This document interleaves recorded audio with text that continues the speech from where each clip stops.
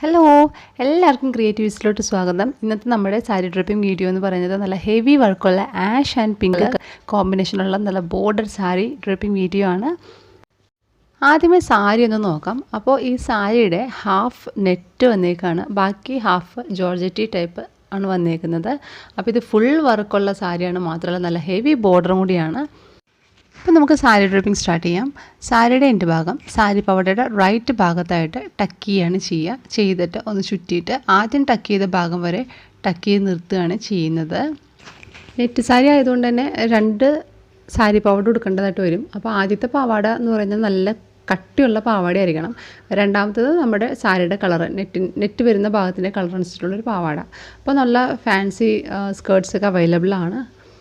ഇനി ഇതുപോലെ സാരി ഒന്ന് ചുറ്റി എടുത്തിട്ട് എടുക്കാൻ പോകുന്നത് മുന്താണിയുടെ ഭാഗമാണ്. അപ്പോൾ ഇതിനകത്ത് ഹെവി ബോർഡറാണ് വന്നേക്കുന്നത്. അപ്പോൾ ഈ ബോർഡറിൻ്റെ സൈസിലുള്ള പ്ലീറ്റ്സാണ് ഞാനിവിടെ എടുക്കുന്നത്.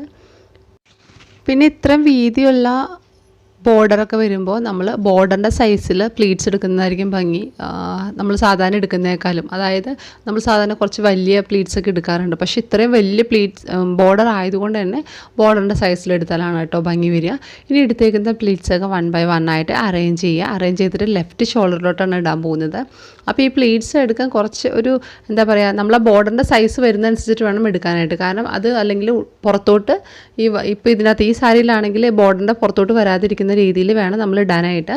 അപ്പോൾ ഞാൻ ആദ്യം കുറച്ച് ഭാഗം അറേഞ്ച് ചെയ്തിട്ട് ലെഫ്റ്റ് ഷോൾഡർ ഇട്ട് കൊടുത്തിട്ടുണ്ട്. അപ്പോൾ ഇത്രയും ലെങ്ത്ത് പോരാത്തത് കൊണ്ട് നമുക്ക് ആവശ്യമുള്ള ലെങ്ത്ത് നമ്മൾ അറേഞ്ച് ചെയ്തിട്ട് ലെഫ്റ്റ് ഷോൾഡറിലോട്ട് കുറച്ചായിട്ട് ഇട്ട് കൊടുക്കുകയാണ് ചെയ്യുന്നത്. അതല്ലെങ്കിൽ പിൻ ചെയ്തെടുക്കണമെങ്കിൽ അങ്ങനെ എടുക്കുക, പക്ഷേ എനിക്കിതാണ് എളുപ്പം. അപ്പോൾ ഞാൻ അങ്ങനെ ചെയ്തിട്ടുണ്ടെങ്കിൽ നമ്മളൊരു സേഫ്റ്റി പിൻ വെച്ചിട്ട് ലെഫ്റ്റ് ഷോൾഡറിൽ ബ്ലൗസിനോട് കൂടിയിട്ട് അത് കുത്തി കൊടുക്കുകയാണ് ചെയ്യുക. ഇനി ഈ ഫ്രണ്ടിലെ പ്ലീറ്റ്സ്, അതായത് നമ്മൾ എടുത്തേക്കുന്ന പ്ലീറ്റ്സ് അറേഞ്ച് ചെയ്ത് ഇതുപോലെ വലിച്ച് ലെഫ്റ്റ് ഹിപ്പിൻ്റെ ഏരിയയിലോട്ട് കൊണ്ടുവരികയാണ് ചെയ്യുക കേട്ടോ. അപ്പോൾ ഇങ്ങനെ ചെയ്തതിന് ശേഷം ഇനി എടുക്കാൻ പോകുന്നത് ഫ്രണ്ടിലെ പ്ലീറ്റ്സാണ്. അപ്പോൾ ഇത് ഫുള്ള് വർക്ക് വന്നേക്കാണ്, ഭയങ്കരമായിട്ട് ഒതുങ്ങി വന്നിരിക്കില്ല. പക്ഷേ ഈ സാരിക്ക് എന്ന് പറയുന്നത് ഫ്രണ്ടിലെ പ്ലീറ്റ്സ് കുറച്ച് വിരിഞ്ഞിരിക്കുന്നത് തന്നെയാണ് ഇതിൻ്റെ ഭംഗി വരിക. അപ്പോൾ ഞാനൊരു മീഡിയം സൈസ് പ്ലീറ്റ്സാണ് എടുക്കുന്നത് ഇവിടെ. അപ്പോൾ സാരിക്ക് നല്ല നീളമുണ്ട്, അപ്പോൾ അതുകൊണ്ട് തന്നെ മീഡിയം പ്ലീറ്റ്സ് എടുത്തിട്ടുണ്ടെങ്കിലും ഒത്തിരി പ്ലീറ്റ്സ് വരും. ഈവൻ നമുക്ക് വലിയ പ്ലീറ്റ്സ് എടുക്കാനാണ് ഇഷ്ടമെങ്കിൽ അങ്ങനെ എടുക്കാനും പറ്റും കേട്ടോ.